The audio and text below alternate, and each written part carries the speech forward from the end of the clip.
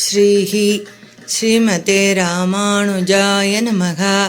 ஸ்ரீமதே நிகமாந்த மகாதேசிகாய நமஹ. ஸ்ரீரங்கராமானுஜ மகாதேசிகாய நமஹ. ஸ்ரீ கிருஷ்ணாய நமஹ. ஸ்ரீ வேதவியாசாய நமஹ. ஸ்ரீ சுக மகாமுனையே நமஹ. ஸ்ரீ பாகவத மகாத்மியம்.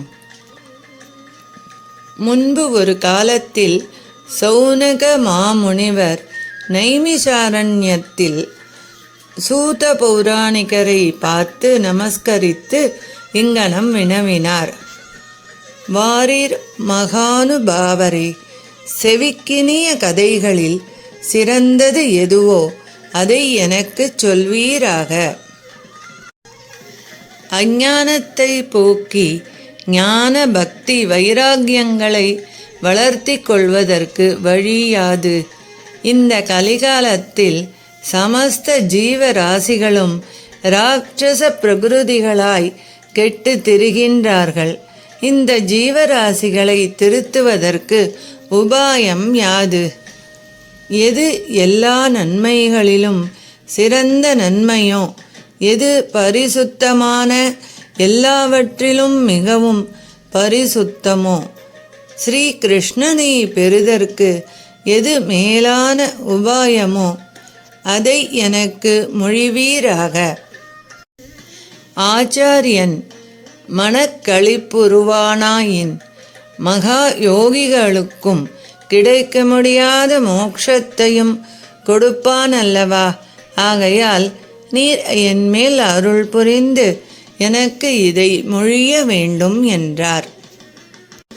சூதர் சொல்கிறார், வாரீர் முனிஸ்ரேஷ்டரே, இந்த கலியுகத்தில் ஸ்ரீ சுகமுனிவர் பிராணிகளின் சம்சார தாபங்கள் எல்லாம் தீரும்படி ஸ்ரீ பாகவத மகா புராணத்தை பொழிந்தார்.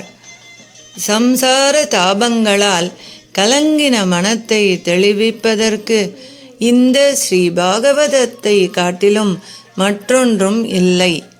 சமஸ்த சித்தாந்த இரகசியங்களும் இந்த புராணத்தில் அடங்கியுள்ளன. இது சம்சார பயத்தை போக்க வல்லது. பக்தியை பிரவாகம் போல் கரை புரண்டு வளரச் செய்யும். இந்த பாகவதத்தை கேட்கில் ஸ்ரீகிருஷ்ணன் சந்தோஷம் அடைந்து அவரவருடைய விருப்பங்களை எல்லாம் நிறைவேற்றி கொடுப்பான். அதை நான் உமக்கு சொல்லுகிறேன், மன ஊக்கத்துடன் கேட்பீராக. ஜென்மாந்திர சுக்ருதம் உடையவனுக்கே இந்த ஸ்ரீ பாகவதத்தை கேட்க நேருமன்றி மற்றவனுக்கு நேராது. இந்த ஸ்ரீ பாகவத கதையை ஸ்ரீ சுகமுனிவர் பரீட்சித்து மகாராஜனுக்கு சொல்லத் தொடங்கும் பொழுது தேவதைகள் அமிர்த கும்பத்தை எடுத்துக்கொண்டு அவ்விடம் வந்து ஸ்ரீ சுகமுனிவரை நமஸ்கரித்து, மாமுனியே, நாங்கள் தேவாமிர்தம் கொண்டு வந்திருக்கின்றோம். நீர் இதை வாங்கிக் கொண்டு எங்களுக்கு ஸ்ரீ பாகவத கதையாகிற அமிர்தத்தை கொடுப்பீராக. இங்கனம் நாம் இருவரும் மாற்றிக்கொள்வோம். மன்னவனுக்கு சொல்லும் கதையை நாங்களும் கேட்டு உஜ்ஜீவிக்கின்றோம் என்றார்கள். அதை கேட்டு சுகமுனிவர் தனக்குள், கதை எங்கே, அமிர்தம் எங்கே? பாலமணிக்கும் சிறந்த ரத்தினத்திற்கும் எவ்வளவு பேதம் உண்டோ, பாகவத கதைக்கும் அமிர்தத்திற்கும் அவ்வளவு பேதம் உண்டே. அமிர்தத்திற்காக ஸ்ரீ பாகவத கதையை சொல்லலாகுமோ என்று சிந்தித்து தேவதைகளை பார்த்து சிரித்து அவர்கள் பகவத் பக்தர் அல்லரென்று தெரிந்து கொண்டு, உங்களுக்கு ஸ்ரீ பாகவத கதையை சொல்ல முடியாது, போங்கள் என்று மொழிந்து விட்டார். ஆகையால் இந்த பாகவத கதை தேவதைகளுக்கும் கிடைப்பதரிது. இந்த ஸ்ரீ பாகவத கதை கேட்டதனால் பரீட்சித்து மன்னவன் மோட்சம் அடைந்தமை கண்டு முன்பு பிரம்மதேவன் ஆச்சரியப்பட்டு சத்தியலோகத்தில் தராசை கட்டி அதில் மோட்ச உபாயங்களை எல்லாம் ஒரு பக்கத்திலும் ஸ்ரீ பாகவதத்தை ஒரு பக்கத்திலும் வைத்து நிறுத்து பார்த்தான். அப்பொழுது மற்ற மோட்ச உபாயங்கள் எல்லாம் அசாரங்களாகையால் மிகவும் லேசாயிருந்தன. இந்த ஸ்ரீ பாகவதம் சாரமாகையால் எல்லாவற்றிலும் மிகுந்த பலுவுடையதாயிருந்தது. அக்காலம் அங்கு கூட்டமாயிருந்த ரிஷிகள் எல்லோரும் மிகுதியும் வியப்படைந்தனர்கள். ஸ்ரீ பகவானே பூமியில் ஸ்ரீ பாகவத சாஸ்திரமாக அவதரித்தான் என்று நினைத்தார்கள். இந்த ஸ்ரீ பாகவதம் படிக்கிற இடத்திலிருந்து கேட்கணும், உடனே மோட்சமாகிய ஸ்ரீ வைகுண்ட லோகத்தை கொடுப்பது. வாரீர் சௌனகரே, இந்த ஸ்ரீ பாகவத கதையை 7 நாட்களில் கேட்பார்களாயின் எப்படிப்பட்டவர்க்கும் மோட்சம் கைகூடும். இவ்விஷயத்தை முன்பு பரம தயாளுகளாகிய சனகாதிகள் நாரதருக்கு மொழிந்தார்கள். அதற்கு முன்னமே நாரதர் நான்முகனிடத்தில் இந்த புண்ணிய கதையை கேட்டிருப்பினும் இந்த சப்தாக சிரவணம் என்னும் விதியை மாத்திரம் அவருக்கு சனகாதிகள் உபதேசித்தார்கள். சௌனகர் சொல்லுகிறார், வாரீர் சூதரே, நாரதர் உலகத்தில் நடக்கும் யுத்தங்களை பார்ப்பதில் பிரீதியுடையவராகி ஓரிடத்திலும் நிலை நிற்காமல் ஆங்காங்கு ஓடித் திரியும் தன்மையுடையவர். அப்படிப்பட்ட லோக சஞ்சாரியான நாரதருக்கு இந்த சப்தா சிரவண விதியின்படி ஸ்ரீ பாகவத கதையை கேட்கும்படியான பிரீதி எப்படி உண்டாயிற்று? சனகாதிகளோடு அவருக்கு எப்படி சமாகமம் நேரிட்டது? ஸ்ரீ சூதர் சொல்லுகிறார், இவ்விஷயத்தில் உமக்கு ஓர் இதிகாசம் சொல்லுகிறேன் கேளும். ஸ்ரீ சுகர் சிஷ்யனாகிய என்னிடத்தில் பிரீதி கொண்டு ஏகாந்தத்தில் எனக்கு இந்த விருத்தாந்தத்தை மொழிந்தார். முன்பு ஒரு காலத்தில் சனகாதி மகரிஷிகள் சாதுக்களின் சகவாசத்திற்காக விசாலா நகரத்திற்கு வந்தார்கள். அங்கு நாரதரை கண்டு அவர் வருத்தமுற்று முகம் வாடி நிற்பதை அறிந்து இங்கனம் வினவினார்கள். வாராய் நாரதரே, நீ ஏன் முகம் வாடப்பெற்று இருக்கிறாய்? நீ சிந்தையில் ஆழ்ந்திருக்கின்றேன். மிக விரைவுடன் எங்கு போகின்றனை? எங்கிருந்து வருகின்றனை? நீ பணத்தை இழந்தவன் போல் மன வருத்தமுற்று இருக்கின்றனையே. சம்சார சங்கங்களை எல்லாம் துறந்த உனக்கு இந்த அவஸ்தை எங்கனம் நேரிட்டது? இது உனக்கு தகுந்தது அன்றோ? இதற்கு என்ன காரணம் என்றார்கள். நாரதர் சொல்கிறார், நான் பூமி தர்மத்திற்கு உரிய இடமாகையால் மற்ற லோகங்கள் எல்லாவற்றிலும் மேன்மையுடையதென்று இந்த பூலோகத்திற்கு வந்தேன். புஷ்கரம், பிரயாகம், காசி, கோதாவரி, ஹரிட்சேத்திரம், குருட்சேத்திரம், ஸ்ரீரங்கம், சேது முதலிய புண்ணிய தீர்த்தங்களில் இங்கும் அங்கும் தெரிந்து கொண்டு எவ்விடத்திலும் மனத்திற்கு சந்தோஷம் உண்டாக பெற்றிலேன். இப்பொழுது இந்த பூலோகம் அதர்மத்திற்கு நண்பனாகிய கலியினால் மிகவும் பீடிக்கப்பட்டு இருக்கின்றது. சத்தியம், தவம், ஆச்சாரம், தயை, தானம் ஆகிய இவற்றில் எதுவாயினும் சிறிதும் புலப்படவில்லை. ஜனங்கள் எல்லாரும் வயிற்றை நிரப்பதே முக்கியமாக கொண்டு பொய் பேசுவதே தன்மையாயிருக்கின்றனர். மற்றும் மந்த மதிகளும் மந்த பாக்கியர்களுமாகி தர்மத்தில் சிறிதும் கண் வைக்காமல் பாஷாண்டராகவே இருக்கின்றார்கள். வீடுகள் தோறும் பெண்டிர்களுக்கே பிரபுத்துவம் நடக்கின்றது. மைத்துனன் சொல்லுவதே ஹிதமாகிக் கொண்டு ஜனங்கள் நடக்கிறார்கள். தந்தை, தாய், தம்பி, தமையன் இவர்களது வார்த்தையை கேட்பவரே இல்லை. ஜனங்கள் பணத்தாசையால் கன்னிகைகளை விக்கிரயம் செய்கிறார்கள். தம்பதிகள் ஒருவரை ஒருவர் வஞ்சிக்கின்றார்கள். புண்ணியாசிரமங்களும் புண்ணிய தீர்த்தங்களும் புண்ணிய நதிகளும் துஷ்டர்களால் கைக்கொள்ளப்பட்டிருக்கின்றன. கோவில்கள் எல்லாம் துஷ்டர்களால் ஆக்கிரமணம் செய்யப்பெற்று பெரும்பாலும் பாழடைந்தன. ஒரு யோகியாவது, ஒரு சித்தனாவது, ஒரு ஞானியாவது, ஒரு நற்காரியம் செய்பவனாவது புலப்படவில்லை. நன்னடத்தைகள் எல்லாம் கலியாகிற காட்டு தீயால் பஸ்மம் செய்ய பெற்றன. தேசங்கள் எல்லாம் சோற்றை விற்று ஜீவிப்பவனாயிருக்கின்றன. பிராமணர்கள் வேதத்தை விற்பனை செய்து ஜீவிக்கின்றார்கள். மடந்தையர் விபச்சாரத்தினால் ஜீவிக்கின்றார்கள். இந்த கலியில் இப்படிப்பட்ட விபரீதங்கள் எல்லாம் உண்டாகின்றன.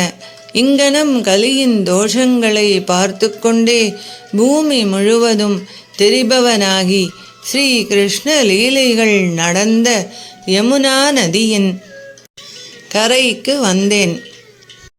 அங்கே ஒரு பெண் மிகவும் வருத்தத்துடன் இருப்பதை கண்டேன். அந்த பெண் என்னை வணங்கி இவ்வாறு கேட்கிறாள்: நான் யௌவன பருவமுடையவளாயிருப்பதென்? இந்த புதல்வர்கள் மாத்திரம் கிழத்தன்மை அடைந்திருப்பது என்? நாங்கள் மூவரும் ஒத்து திரியுந்தன்மைகளாயிருக்க எங்களுக்கு இப்படி விபரீதம் வந்ததென்? உலகத்தில் தாய் கிழத்தன்மை அடைவதும் புதல்வர் யௌவன பருவமுடையவராயிருப்பதும் பொருந்தும்.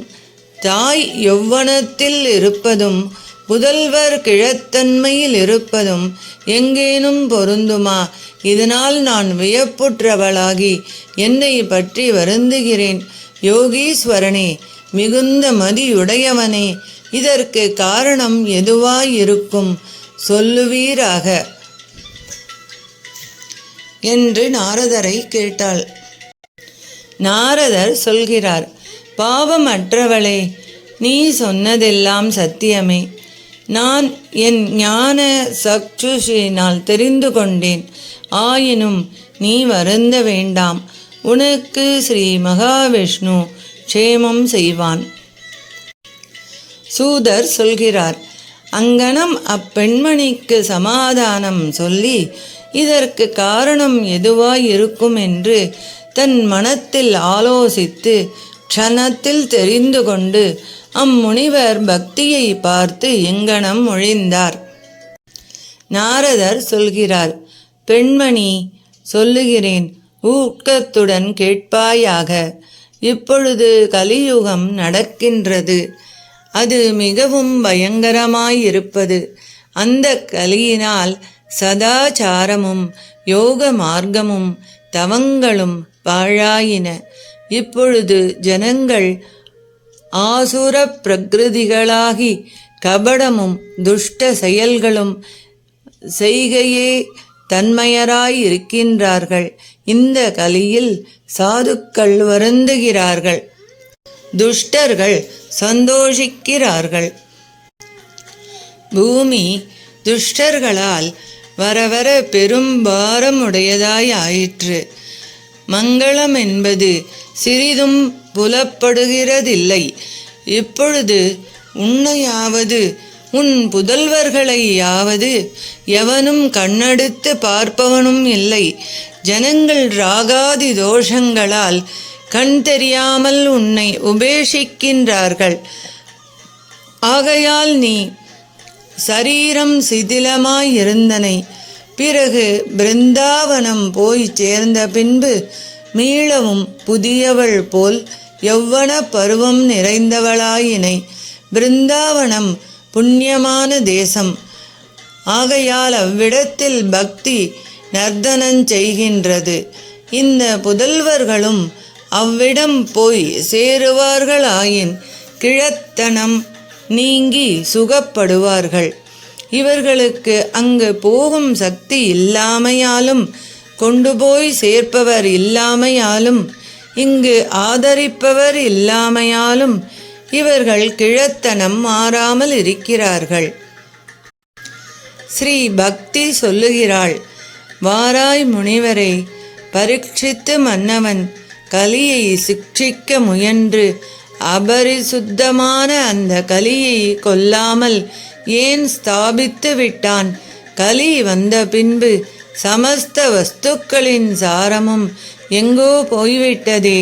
அழிக்க பார்க்கிலும் அழியாதிருந்த வஸ்துக்களின் மேன்மையெல்லாம் இந்த பாபிஷ்டமான கலியுகம் வந்த பின்பு பாழாய்விட்டதே.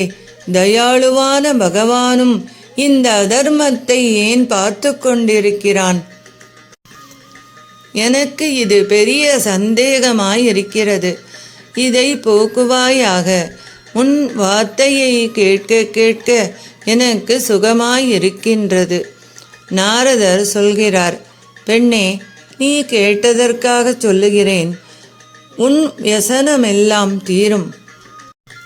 ஸ்ரீகிருஷ்ணன் பூமியை துறந்து தன்னுடைய லோகத்திற்கு போன தினம் தொடங்கி சமஸ்த தர்ம சாதனங்களையும் அழிக்கும் தன்மையனான கலி இவ்விடம் வந்தான்.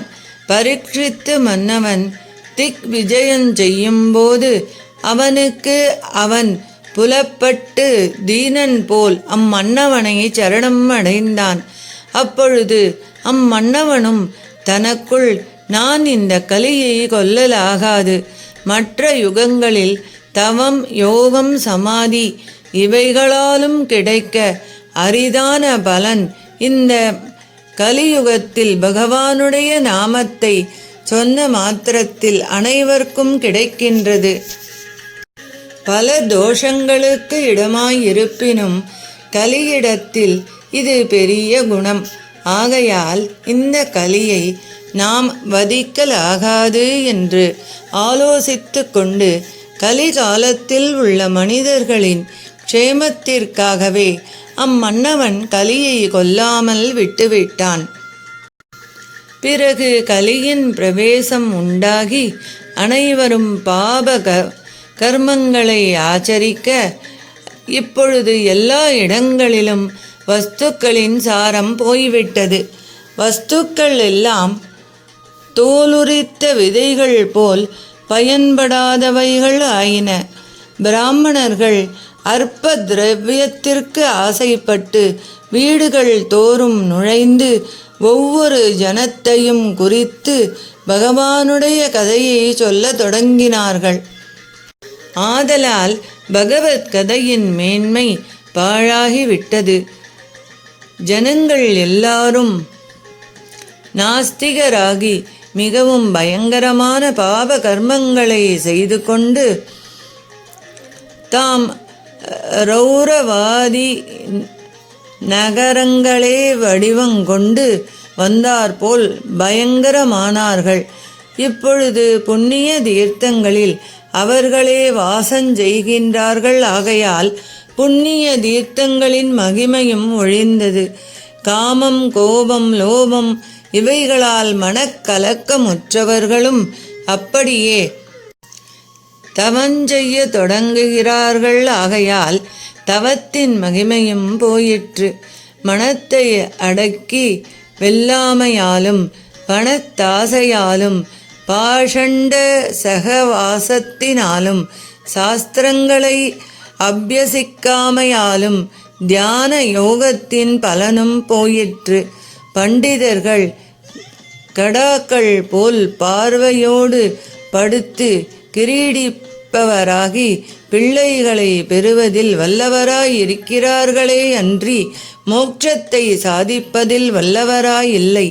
அதில் முயற்சி கொள்ளாமலே கேவலம் பசுக்கள் போல் ஆகார நித்ரா பய மைதுனங்களே பொழுதுபோக்காய் இருக்கிறார்கள். வைஷ்ணவத்துவம் என்பது எங்கிருக்கிறது? போயிற்று. வைஷ்ணவ சம்பிரதாயமே பாழாய் போய்விட்டது. இடங்கள் தோறும் இங்கனமே வஸ்துக்களின் சாரம் பாழாகிவிட்டது. இது கலியுகத்தின் தர்மம். இதற்காக யாரை நாம் தூஷிக்கலாகும்? ஆனது பற்றியே ஈஸ்வரன் அருகிலிருந்தும் இதையெல்லாம் பொறுத்து கொண்டிருக்கிறான்.